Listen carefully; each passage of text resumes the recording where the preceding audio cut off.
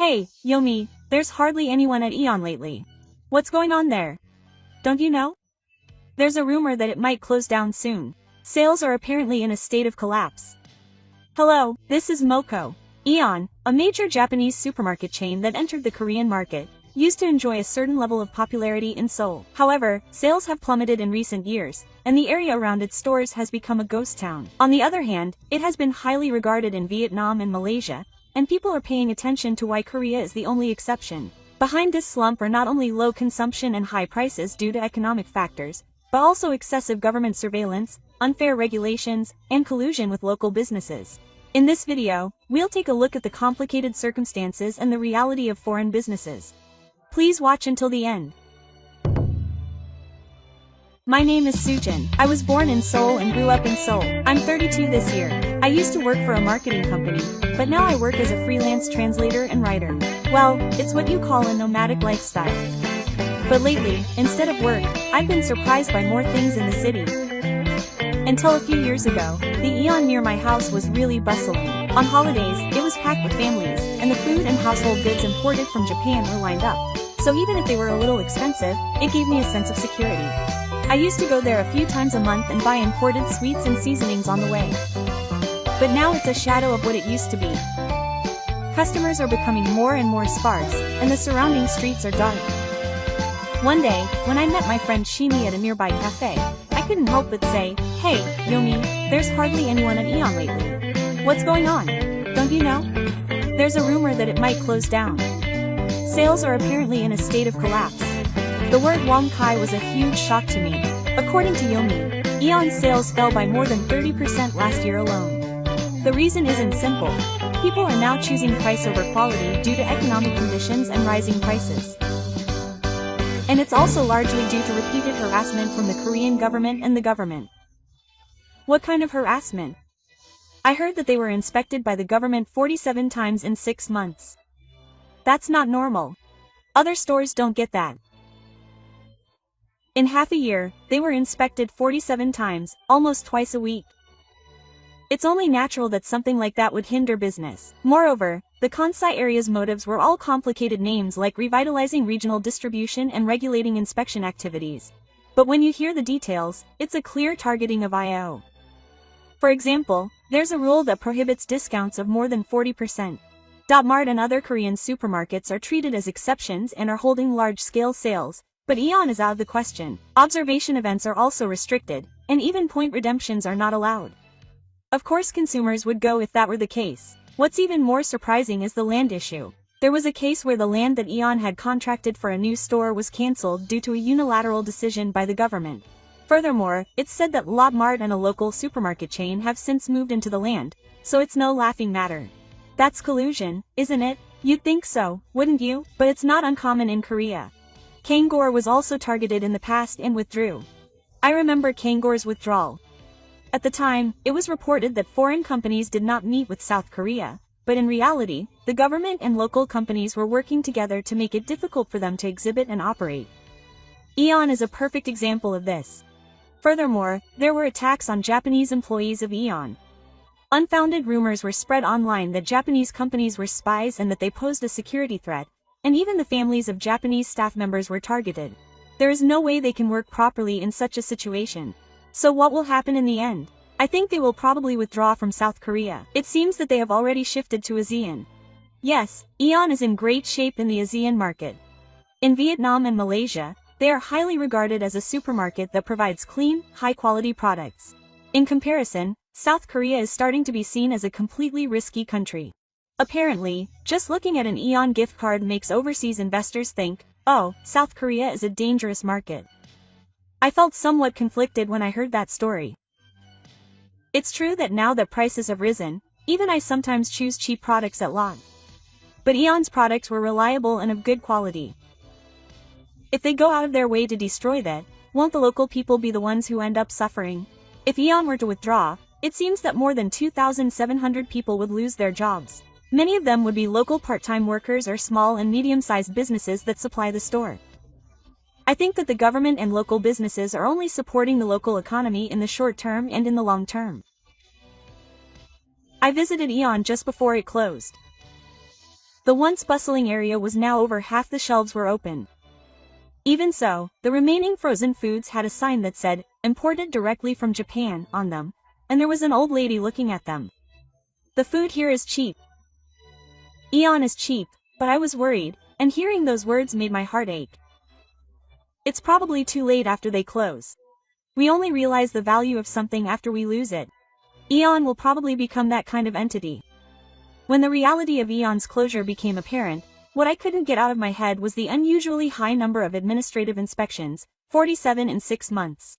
A normal store would have 1 or at most 2 inspections a year.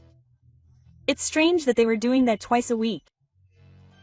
I decided to do a little research to find out what was going on behind the scenes. As I searched online economic forums and journalists' blogs, I came across an interesting commonality. The timing of the audits overlaps with Eon's sales and campaigns. For example, during the week of the big sale before the Lunar New Year, they conducted an audit under the pretext of checking food labeling. During the week of the summer bonus sale, they inspected the country of origin of imported goods. As a result, there have apparently been many cases where sales have had to be cancelled or postponed. This can't be a coincidence, right?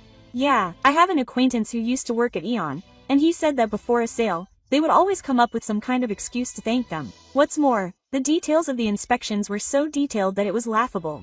Things like the height of the shelves was 1.5 centimeters higher than the standard, or the font on the posters was too small to be easily seen by the elderly. To be honest, it just seemed like nitpicking. They would accumulate these kinds of detailed inspections to paralyze store operations. I wondered if that was their goal, but when I dug deeper, I came across the existence of a law called the Regional Distribution Revitalization Act.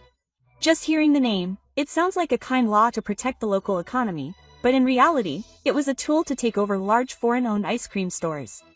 This law allows for strict restrictions on the presence of large supermarkets, their business days, and their inspection activities. Furthermore, there is a range of interpretations depending on the local government, meaning that it is enforced more leniently for Korean-owned stores like Lotmart and more strictly for Japanese companies. The funniest thing was the rule that prohibits discounts of more than 40%. Therefore, local supermarkets are treated as exceptions and have 50% off sales without a care in the world. But Eon is out of the question. From the consumer's perspective, it's only natural that they would go to Lot, which is cheaper than Eon, which is not cheap. I happened to stop by Lotmart one day, and they were having a half-price sale at the time. The store was packed with people. There was a long line in front of the cash register. The Eon next door was empty, and when I saw the cashier looking bored, I felt indescribable. This was no match for them. But that wasn't the end of it. Eon was also thoroughly criticized for its land issues. Apparently, there were 8 cases where land contracts for new stores were suddenly cancelled by the government. Some of these were occupied by the local lot chain a few months later. This can't be a coincidence. It's definitely collusion. I think so too. It wasn't just about the land, but the media war was terrible too. A major Korean newspaper company has reportedly published 92 negative articles about Eon in the past 6 months, with headlines stating concerns about the safety of Eon's food and how Japanese-owned stores are destroying the local economy. Furthermore, when you read the content, the evidence is vague, and most of the articles are vague, such as, according to insiders, or, the opinions of some citizens. As a result of this media attack, even Japanese employees working at Eon and their families have become targets. Reports of Japanese companies being used as spiders have spread in Korea, and harassing phone calls and letters have even been received. One employee reportedly returned to his home country to protect his family. Whenever I hear stories like this, I can't help but feel that some great force is at work. A scenario in which the government, local companies, and the media work together to drive out a foreign company. This seems to overlap with the old Kangor incident. At first, it was reported that Kangor simply didn't fit into the Korean market, but in reality, it was unable to continue operating due to pressure from the government and local forces. And now Eon has become the target. The Korean economy is certainly tough. Prices continue to rise and salaries are not increasing. Going to the supermarket itself has become a luxury. That's why cheap stores win. But I think it should be a market where you can choose not only cheap but also safe and quality. Eon stuck to its policy of not compromising quality until the very end. Maybe that backfired, but I can't bring myself to blame them. I happened to stop by Eon on my way home from work at Alba and ran into a part-time employee I've known for a long time. It's been a while, Sujin Chan. It's been a while. I heard it's been tough. It really is true that we might lose our jobs soon. but I'm glad I got to work here. The quality of the food and the working environment are completely different from Lot. Her smile was heartbreaking. This kind of comment probably doesn't make the news, but there's no doubt that the people working there are the ones who suffer the most. I bought a plastic bag full of Japanese snacks and condiments that day and took them home. When I thought that this might be the last time, I somehow wanted them all. As I researched the Eon case, my interest shifted to why foreign companies can't survive in the Korean market for long. It's not just Eon. The reason Konghul withdrew in the past and the recent slashing of foreign fast food and ice cream chains are all similar. The first hurdle is the unfair tax system. In Korea, it is officially said that foreign capital can compete on the same terms as domestic companies, but in reality, it is completely different. For example, local companies receive subsidies and tax deductions in the name of regional development, but these do not apply to foreign companies. Conversely, foreign companies are subject to additional rules such as special taxation for exclusion and regulations on observation activities. This means that there is bound to be a difference in costs. On top of that, the illegal regulations are troublesome. Eon's ban on discounts of over 40% is one example. But there are also restrictions on point cards and cashback campaigns. Lot, Korean supermarkets, and other local companies are openly doing it as special exceptions, but foreign companies are immediately out. As you mentioned, most of these regulations are made for the purpose of consumer protection. But in reality, they are only reducing consumer choices. This is not competition, it's bullying. That's right, but even if foreign companies complain, they are told that it is Korean law and that's the end of it. The tricky part is the phrase, because of this law. Even though it may be unfair internationally, it's enacted as domestic law, so there's no room for complaint. What's more, the people who have the power to change the law are politicians with connections to local businesses. In the end, it's structurally structured so that foreign companies are at a disadvantage. I suddenly remembered Carrefour here.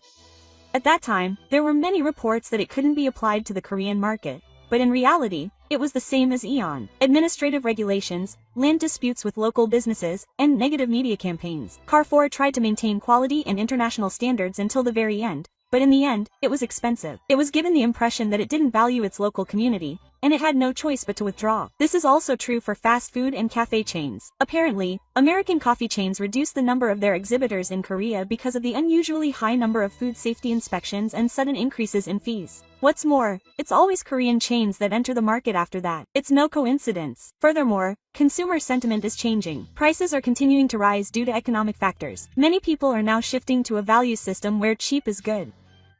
Reducing costs is prioritized over quality and safety. So even if there is some anxiety, people will flock to cheaper lot and local supermarkets. But there is irony here. Since the decision to withdraw was made, more and more people have suddenly started saying that Eon was safe. Even on online message boards, I've seen comments like, Eon's vegetables were fresher than Lot's, and Japanese sweets were delicious after all.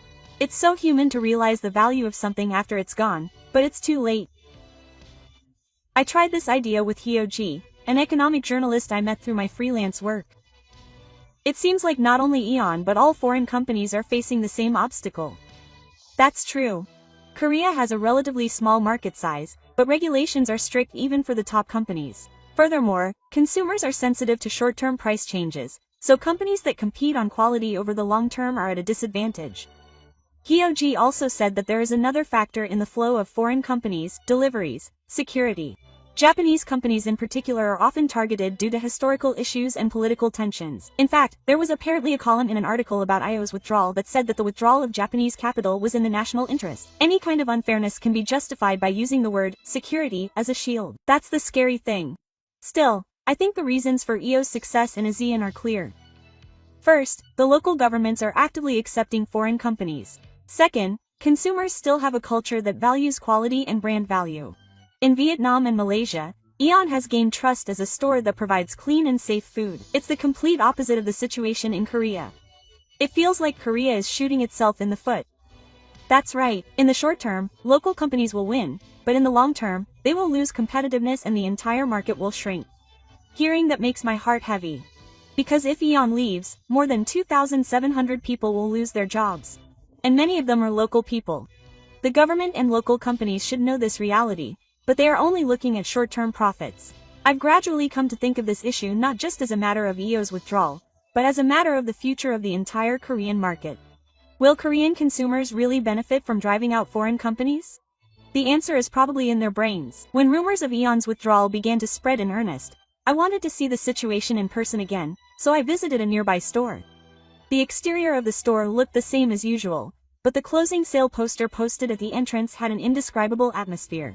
It said in large red letters that it was up to 30% off, but as I mentioned earlier, Korean regulations prohibit discounts of more than 40%. It's a closing sale, so they can't really offer discounts. This is also ironic. The first thing I saw when I entered the store was the shell of a shelf. In particular, the section for imported sweets and seasonings was almost empty. All that remained were consigned products from Korean manufacturers and daily necessities that had been left in stock. There were a few customers ordering delivery, but most of them seemed to be regulars who had come to buy some last things. They seemed to be regulars. Then, the part-time employee I had spoken to before in the vegetable section called out to me. "Soo-young, you're here again, huh? Yeah, I wanted to come back when I heard you were closing. Thank you, but I've already put most of it away. Oh, take this last Japanese apple home with you." The bright red apple that was handed to me looked vibrant and had a glossy surface. Although the price was more than double that of lot, there were certainly people who were attracted to the quality. As I walked around the store, I looked at the employees. They all seemed somewhat lackluster. Even when they were working, their voices were quiet and they rarely smiled. Most of them are said to be looking for other jobs after the decision to close. Chol-soo, who has been a part-time employee for 10 years, told me, "I'm glad I worked here." Unlike other supermarkets, food management was very strict. I felt safe because I had to follow the manual for temperature control and display methods. But that's all over now. Hearing those words made me feel even more depressed. Aeon may not have been able to beat them on price, but it was unbeatable in terms of quality and safety. They had been operating in a way that protected those standards, even at the cost of some inconvenience. On the other hand, some shoppers were realistic. A young housewife in the frozen food section said, "I like Aeon's frozen foods, but lot is cheaper and it's closer, so I end up going there instead. In my current lifestyle, cheapness is the most important thing." I couldn't say anything in response. I understand the desire to cut costs as much as possible when life is tough. With prices continuing to rise, it may be natural to prioritize price over quality. But I wonder how many people understand that these choices pile up and eventually the safest options disappear. After leaving the store, I stopped by the nearby Lot Mart. It was bustling, like a different world. The bargain section was lined with half-price posters and staff were calling out to customers using a microphone. The product lineup was flashy and the price tags were prominent. No wonder people gathered. But if you look closely, you can see that the vegetables were small and many of the frozen foods had frost on the packaging. In terms of quality, Aeon is clearly superior. But the reality is that the cheapest price wins out in the moment. I was even more surprised when I spoke to a Lot staff member in secret. To be honest, Aeon's closure is a chance for us. But I'm not really happy about it. Without competitors, our quality will also decline. I felt that these words symbolize the current problem. It is precisely because there is competition that stores also make an effort to maintain quality. Removing foreign companies will make things easier for local businesses in the short term. But in the long term, the entire market will loosen up. After returning home, I searched the internet for Aeon withdrawing from Korea, and, as expected, it was full of news and social media posts. Japanese capital had finally left. While some commented that Lot had won, others were concerned that Aeon's food was truly safe and that Lot's quality would decline. I couldn't help but mutter to myself at my computer, "It's too late, everyone." It's taking them a while to realize this. I'm sure that within a few months of the store closing, this issue will have faded from people's memories. And in a market where only low prices remain, consumers will be faced with the reality that while prices are cheap, they are also insecure. Even so, there's no going back now. Aeon chose to withdraw and shift completely to that was probably the right decision for the company. When the news of Aeon's withdrawal became almost certain, I couldn't help but wonder what was happening in other countries. I had heard that they were struggling so much in Korea, but succeeding in Vietnam and Malaysia, and to be honest, I wanted to see for myself why there was such a big difference even though they were the same company. Of course, I didn't have the money or time to actually fly there, so I gathered information online. I also decided to talk to acquaintances living in Vietnam and consultants knowledgeable about ASEAN business. The first person I spoke to was my college friend Ha Chan, who lives in Ho Chi Minh. She is Vietnamese, but she is also fluent in Japanese and apparently often visits the local Aeon. Aeon is struggling in Korea, but how is it over there? It is very popular here. On weekends, the parking lot is so full that it takes a long time to get in. According to Han, Ion in Vietnam is known for its cleanliness and safe food, and is particularly popular among the middle class. The vegetables and meat are fresh, and many of the processed foods are high-quality products imported from Japan and Europe. The prices are a little higher than at local supermarkets, but everyone still thinks it is worth buying. The value that quality equals trust is still strong here. Some people only want cheap prices, but many people are willing to pay for safe food. When I heard that story, I thought that the current situation in Korea is the complete opposite. In Korea, more and more people are prioritizing cheapness above all else due to economic factors, but in Vietnam, where the economy is growing, there is a growing group of people who are willing to pay a little more for peace of mind. The market sentiment is directly reflected in the products of companies. The next person I spoke to was Rahim, a consultant who works in distribution in Malaysia. He is knowledgeable about ICE strategies in the Asian market. IO in Malaysia is also doing well. I know this well because we are their business partners, but they are good at localization strategies. More than half of their product lineup comes from local manufacturers and farmers, and the rest is high-quality products from Japan and overseas, which is how they balance things out. I think they were also successful in localizing in Korea. No, in Korea, there are too many restrictions due to politics and regulations. They probably can't freely resort to cheating or price strategies. There are fewer such restrictions here, and they actually welcome deviations. That's what he said. In Korea, laws and regulations act as a hindrance to foreign companies, but in Asian countries, on the contrary, there is an attitude of, please come and visit us. Tax incentives and securing land are also smooth, and there is no structure where the government and companies are at odds with each other. Another thing that surprised me was the freedom in advertising and marketing.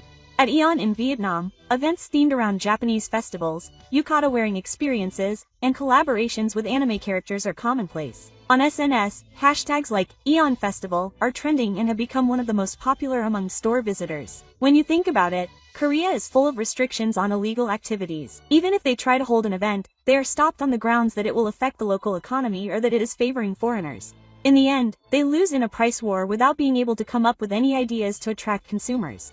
Furthermore, it seems that there is an attitude in Korea to learn from foreign companies. Rahim told me this.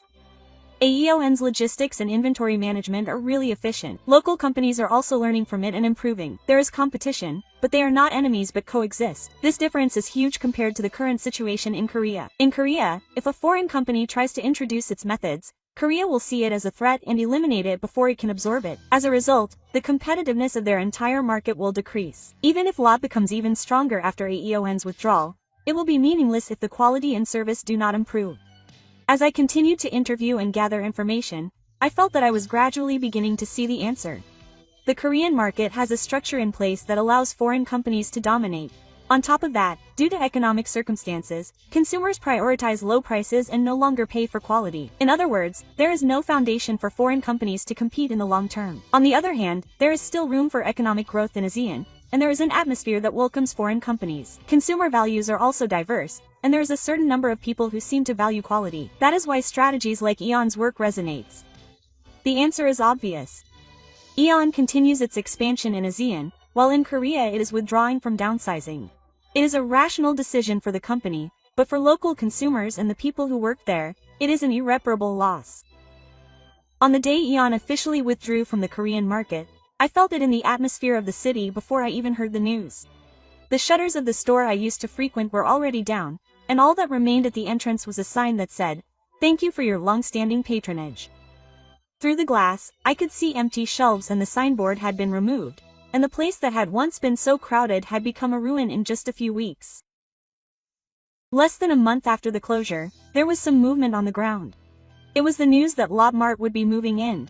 The locals were happy that it would be convenient, but I honestly had mixed feelings. Because this wasn't just a simple change. The safety management and quality standards that Eon had identified would not remain as they were. Everything would be reset and new rules would be in place. Furthermore, since Lot no longer had any competitors, the pressure to maintain quality would be reduced. The impact on the local economy after the withdrawal was immediately apparent in the numbers. More than 2,700 people lost their jobs, including many part-time and contract employees who had worked at Eon for many years. Many of them struggled to find a permanent job. Chul Soo, who I spoke to earlier, was one of them. Have they found a job since then? No, it's tough, given their age. There are short-term part-time jobs, but there are no stable jobs like before. These kinds of voices are rarely reported in the news. The media dismisses them with nice words like the local economy being revived after the withdrawal of foreign capital. However, on the ground, there was a definite increase in the number of people whose lives had suddenly become difficult. Consumer opinions have also changed. Immediately after the withdrawal, many people said that lot was cheaper and better. But after a while, it seemed that the quality of Lot's products had declined. Complaints began to emerge that the variety of imported foods had decreased. People who were particularly sensitive to food safety posted online that Ion was better after all. But no matter how loud the voices get, Ion will never come back. Korea has been labeled a risky country for companies. 47 administrative audits, unfair regulations, and negative media coverage of land contracts. Once such cases become widespread, other foreign companies will hesitate to enter the market. In fact, a few months after the withdrawal, news broke that another foreign supermarket's new opening plan had been cancelled. The reason given was the uncertainty of the market environment, but in short, it seems they didn't want to follow the same path as Aeon. I see this situation as a self-destructive scenario. As a result of driving out foreign companies to protect local businesses, they were able to monopolize market share in the short term. But if there is no competition, quality and service will decline, and consumer satisfaction will also fall. Even so, prices will gradually rise due to inflation. As a result, consumers will be left with only options that are neither cheap nor low quality. On top of that, the jobs, tax revenue, technology, and logistics that foreign companies had brought will disappear. No one is seriously calculating how much of a loss this will cause in the long term. 2 months after the withdrawal, I suddenly had an idea and called Han Chan in Vietnam. EO is still popular there. Yeah, I said it yesterday, but he was an amazing person. A new store is also under construction. Hearing his cheerful voice, I couldn't help but sigh at the contrast with Korea. Even within the same company, if the attitude and system of the accepting side are different, the results can be so different. In Vietnam and Malaysia, there is an atmosphere of working together to develop the market, while in Korea, there is a mindset of protecting it on our own. Of course, protecting local companies is not a bad thing, but if it is done in a way that is too diversified and short-sighted, it will only end up shrinking our own market. After Eon withdrew, I stopped passing by that store. Every time I pass by, I remember the red sign and the bustling store, and it makes my heart ache. The only thing that is certain is that this incident served as a big warning to the Korean market. But whether or not that warning is heeded is ultimately up to this country. Various opinions have been expressed by people overseas on this topic, so I will introduce some of them. Many people have high hopes for Japanese companies because they are of good quality. So why are they so reluctant to accept foreign companies? The economy is also in ruins, so why are they being so stubborn? I understand that Japan can survive on its own with just Japanese companies, but isn't that impossible for Korea? Why won't they accept them? I don't understand. What did you think? Aeon's withdrawal from Korea is not just a management decision by one company, but has highlighted the structural issues in the Korean market. In the short term, local companies can monopolize the market, but the lack of competition leads to a decline in quality and service, and limits consumer choices. Furthermore, the jobs, tax revenue, and logistics know-how that foreign companies brought with them are lost, which directly leads to a decline in economic power in the long term. The withdrawal of Vietnam and Malaysia demonstrates the growth potential of open markets. This incident has become an important event that raises questions about what kind of market environment Korea will create in the future. Please let us know your thoughts and opinions in the comments. Thank you for watching until the end. See you in the next video. Why has the separation progressed so rapidly? At the root of it all is the collapse of trust.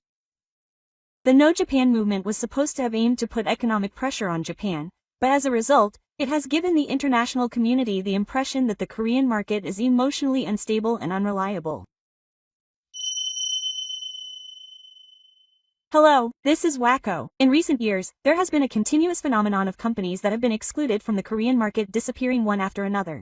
Why are once thriving global brands such as McDonald's, Starbucks, and Maruga Fresh Noodles withdrawing from Korea and scaling back?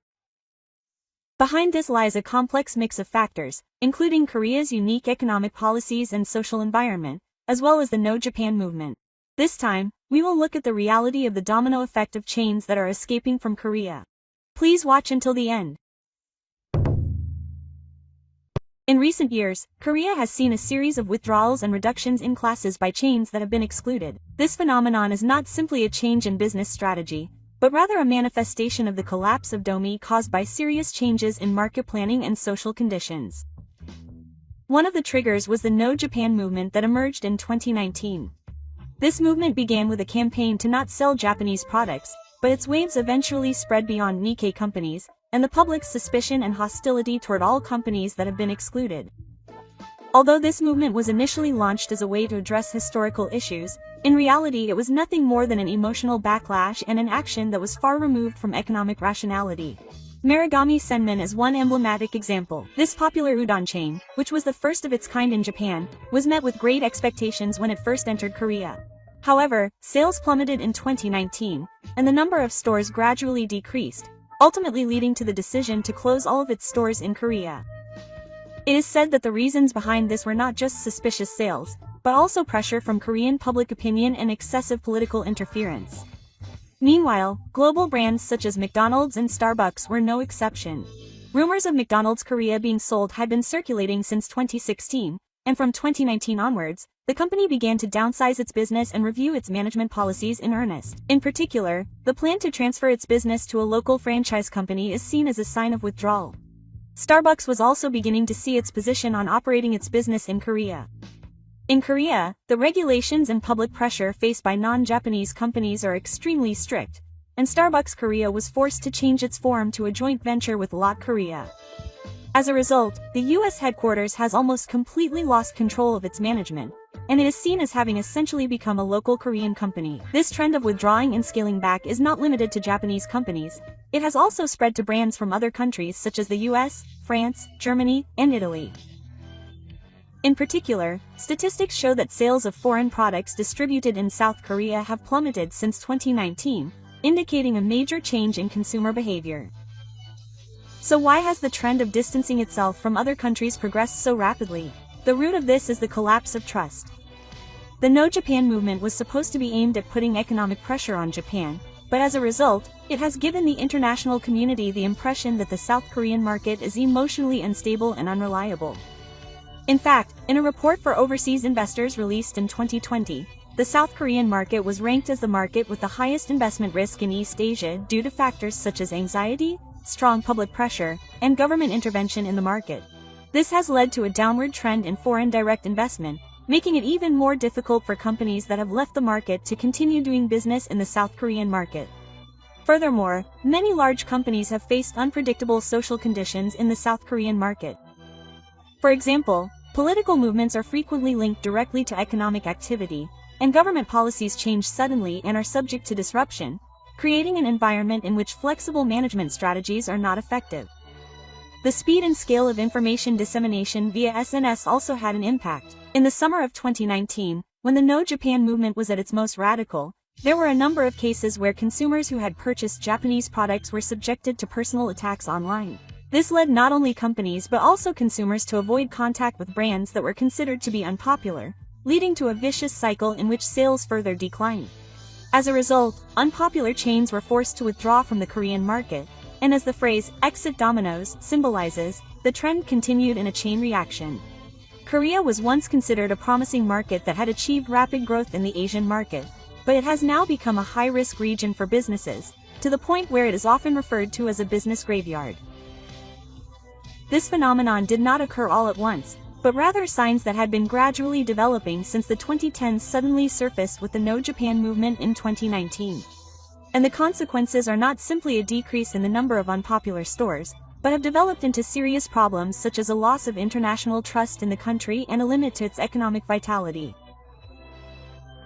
The reason major companies have been withdrawing from the Korean market one after another is not only political sentiment, but also the government's economic policies themselves. The biggest factor is said to be the rapid increase in the minimum wage. In South Korea, the minimum wage increased by a whopping 29% in just 3 years from 2017 to 2020. In particular, under the Moon Jae-in administration, a policy was pushed forward under the slogan of income-led growth, which sought to forcibly raise workers' wages and thereby stimulate consumption and grow the economy as a whole. While this policy sounds attractive in theory, in reality it has become a major burden for companies, particularly small and medium-sized enterprises and local subsidiaries of foreign companies. Wage increases naturally mean increased store operating costs. Furthermore, in South Korea, the minimum wage level is effectively a legal requirement, so companies have no choice but to reduce the number of employees they hire or shorten their business hours. To make matters worse, the introduction of the 52-hour workweek has made matters even worse. This system prohibits companies from making their employees work more than 52 hours a week, and companies that violate the rules are subject to penalties. Ideally, this system should be designed to maintain workers' work-life balance, but in reality, the opposite has happened. There is no reduction in workload, only limited hours. This system has proven particularly infamous in cases of delayed withdrawals. For example, there have been many cases where stores that were open 24 hours a day have had to give up nighttime operations due to restrictions on employee working hours, or where they have had to temporarily suspend operations due to the inability to secure replacement workers. As a result, customer satisfaction has declined and sales have plummeted. Even more serious is the excessive legal risk posed to CEOs in Korea's business environment. In Korea, there is a very high possibility that corporate representatives will be held directly criminally liable for the treatment of employees or for any misconduct, and it is effectively considered one of the countries with the highest managerial risks. For example, if a chain purchases foreign substances, the head of the head office will be held legally liable, and in some cases, they may even be subject to basic detention. This is an extremely risky environment for corporate managers, and it can be said that this is a difficult culture to understand, especially for foreign managers and foreign corporations. Furthermore, the militant nature of Korean labor unions is also a headache for companies. In Japan and Western countries, there is a culture of holding labor consultations and resolving issues through phone calls, but in some labor unions in Korea, it has become common to resort to extreme measures such as strikes and electioneering.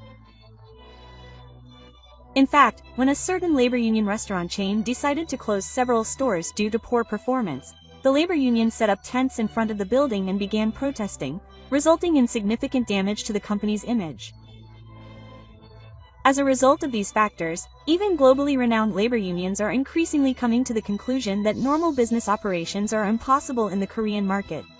Not only overseas, but also small and medium-sized enterprises in Korea are crying out in this environment. Labor costs are being squeezed by the increase in the minimum wage, productivity is falling due to the 52-hour workweek, and corporate motivation itself is being reduced due to the labor union's aggressive stance and CEO risk, and young people are increasingly considering becoming civil servants rather than joining companies. As a result, Korea has fallen to the point where it is considered one of the least economical countries in the OECD in terms of business efficiency. This means that South Korea is internationally recognized as the most difficult country in the world to do business in, which is the root cause of the withdrawal of the chains. For chains that operate in South Korea, a stable operating environment is essential more than making a profit. However, South Korea's systems and social structure significantly undermine this stability, which ultimately led to the withdrawal of chains. The background to the acceleration of the withdrawal of chains is not only the influence of the South Korean government's systems and economic policies, but also the serious problem of the collapse of hygiene management at the on-site level. In particular, the foreign object purchase incidents that have occurred at chains that operate in South Korea since 2019, such as McDonald's and Starbucks, have become high-profile events that have shaken the trust in the companies. One symbolic incident is the McDonald's metal item purchase incident that came to light in 2019. A metal item over 2 centimeters long was found in a burger purchased at a chain store in Seoul. This news was also widely spread on SNS and was reported on TV and in newspapers for generations. There were also testimonies that the victim was on the verge of putting it in his mouth, which caused anxiety and anger to spread among consumers. Furthermore, there was an incident in which insects were confirmed to have been purchased at another store. When a hamburger was unwrapped, a complaint was made that dead insects were found on the surface, and this also spread instantly, mainly on the internet. This was a time when occupational safety awareness was high in Korea, and suspicions about the delay in unwrapping exploded all at once. So why did these hygiene problems occur one after another? One of the reasons is said to be the exhaustion of the workplace due to personnel cuts. As mentioned earlier, the rapid increase in the minimum wage and the introduction of a 52-hour workweek made it essential to reduce labor costs in various areas. This led to a significant decrease in the number of staff at many stores. The quality of kitchen management and cleaning declined significantly. Furthermore, the structural problem of the high proportion of part-time and irregular workers cannot be ignored. In Korea, the high rate of young people entering the workforce means that part-time work is common, but there are also many cases where workers are sent to the workplace without sufficient education or training, and there is often a severe lack of hygiene awareness and customer service skills. Unwrapping companies needed to quickly improve these problems, but Korea's unique labor tourism and legal system prevented this. For example, it was difficult to dismiss staff who had already been hired without a valid reason, and it was difficult to replace on-site personnel even if problems occurred. Furthermore, when these hygiene issues spread on social media, Korean consumers tended to quickly escalate the outcry if they felt that the company had not apologized sincerely. In Japan, Europe, and the United States, there is a certain level of trust in corporate public relations and compensation systems, but in Korea, suspicions that the company was covering things up or that its headquarters was disregarding Korea took precedence. With such a climate of corporate misconduct already underway, even minor issues could easily develop into major scandals, and companies that were involved in the scandal were forced to operate with constant risk of being involved in the outcry. In addition, competing local Korean companies and chain stores were seen trying to take market share by taking advantage of the scandal involving the off-site brand. Immediately after the scandal involving McDonald's purchasing foreign objects, a certain Korean burger chain strategically moved to draw consumer attention to its own products by launching the catchphrase, 100% Korean-made, safe, and new. Amidst these external and internal pressures, the number of on-site staff members also declined rapidly. The anxiety that no matter what they did, they would be criticized, and that no matter how much they responded, they would not be forgiven, built up, and some staff began to speak their minds anonymously on social media. Some posted that the kitchen was understaffed and hellish, and that they were told to increase turnover even if it meant cutting back on cleaning time, further increasing suspicions about the company's management system. It grew even stronger. Amidst these hardships, the trust in the off-label chain plummeted, and ultimately they were left with no choice but to withdraw or downsize. The hygiene issue is not simply a management error, but a complex problem brought about by the vulnerability of the entire Korean business environment and the overly strict expectations and pressure placed on off-label employees. In addition to hygiene issues and institutional risks, there is another unique factor behind the off-label chains being forced to withdraw and downsize from Korea. That is the collapse of service and the spread of a culture of imitations. First, let's look at the example of Starbucks Korea. Starbucks is extremely popular in Korea, and its stores and drinks that are featured on social media have become a hot topic, especially among young people, and at its peak it had grown to have over 1,800 stores. However, during this downturn, the formaldehyde issue occurred.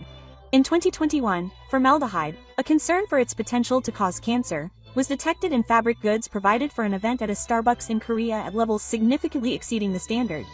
This matter quickly developed into a social issue, and consumer suspicion exploded due to the company's mishandling of the response.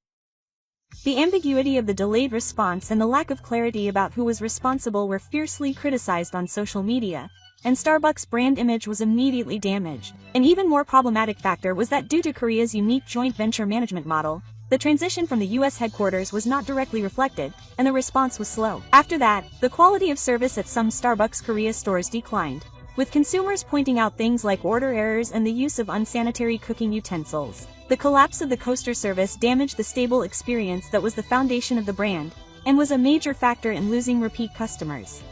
Another serious issue for off-label brands was the spread of the culture of imitation. For example, when Japan's first popular udon chain, Marugame, entered the Korean market, its authentic self-made noodles and ordering style attracted attention and attracted many customers. However, after declining sales in 2019, it decided to withdraw, and several very similar stores appeared to fill the void.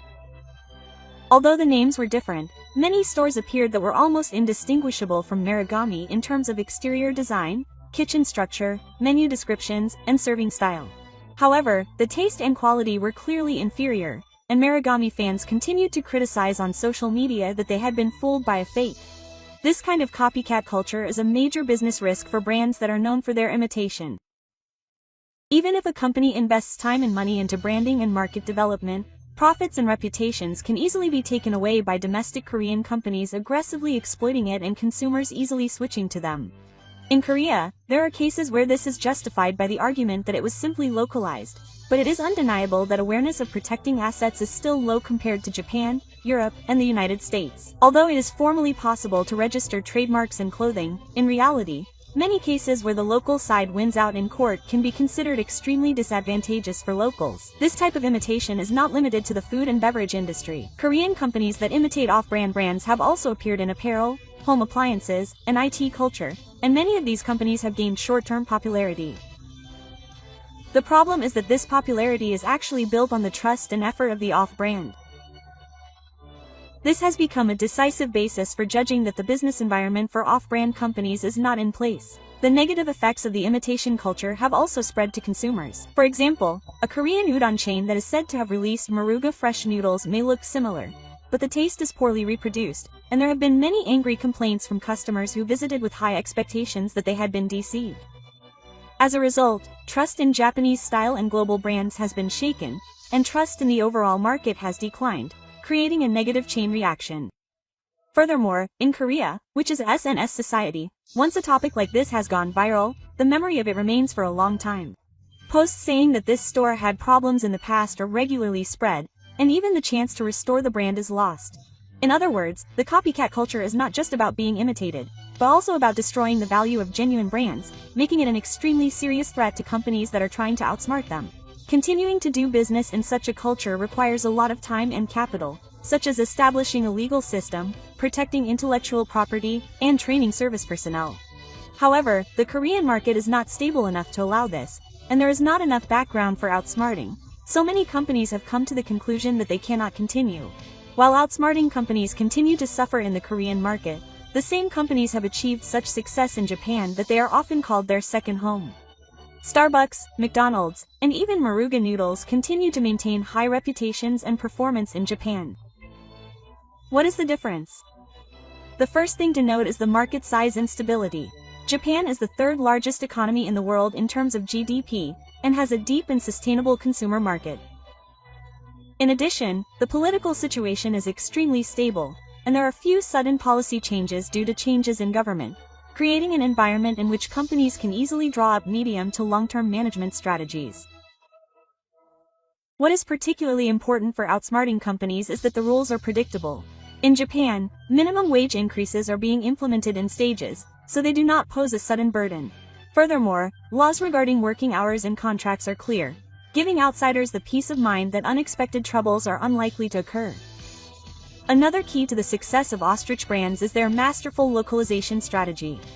For example, Starbucks Japan has thoroughly developed products tailored to Japanese thinking, such as a Japan-only match series, seasonal cherry blossom flavors, and even gochi and wa Japanese-style sweets. Not only that, but the interior design and customer service style are also delicately designed with Japanese culture in mind, allowing them to blend in with the local community as if they were a Japanese company. McDonald's also regularly introduces uniquely Japanese menu items such as the Motsumi burger, teratama, and rice burger, achieving both buzz and customer satisfaction. Japanese consumers tend to seek both novelty and a sense of security at the same time, and ostrich brands have succeeded in achieving both. Maruga Life, which has attracted attention as an ostrich-style udon chain, is the first in Japan, but it has taken a completely different path from Korea. In Japan, they are widely available from food courts to street-side stores, and are particularly popular for their lively store operations where the noodles are freshly made and boiled. The low prices and high quality of the stores, and above all, the trust that they can have in customers to visit again and again, have firmly captured the hearts of consumers. Furthermore, when trouble or mistakes occur at a store, the response is extremely polite and speedy in Japan.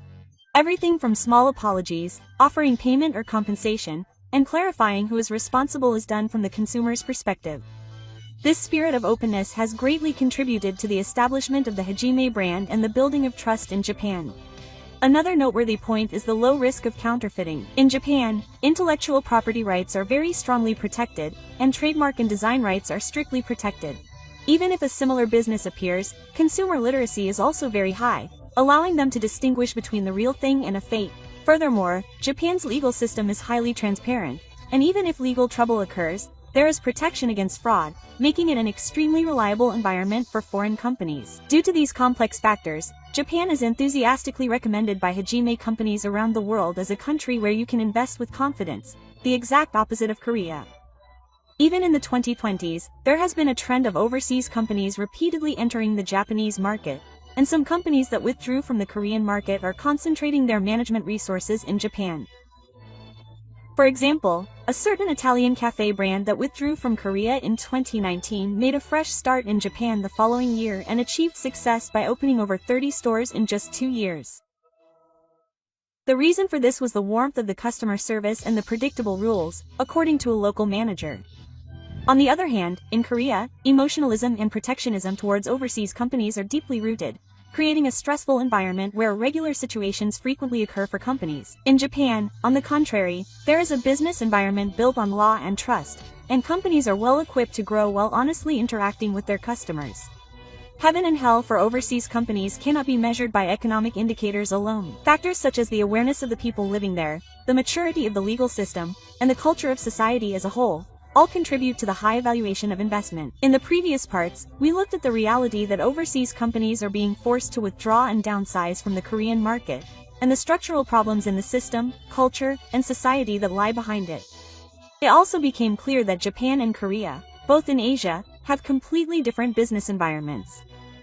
So what ultimately creates the difference? In conclusion, it can be said that it comes down to the dignity of the country.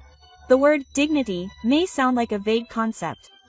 However, even in the world of economics, this word is by no means irresponsible. The behavior of a country, the attitude of its people, its cultural maturity, and the nature of legal ethics, all of these things come together to determine whether a country is trustworthy or not. In Japan, there is an environment in place where even unscrupulous companies can be invested in with confidence. The reason for this is not simply the size of the economy.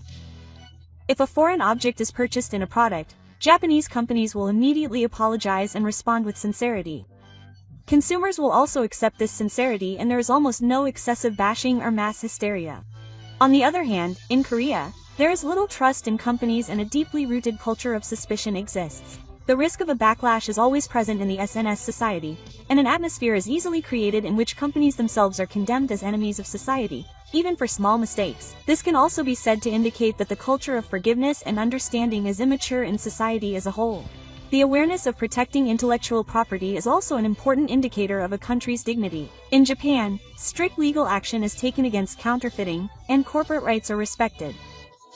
However, in Korea, Luigi brands that are only different in form openly exist, and consumers even tend to accept them as a wise choice.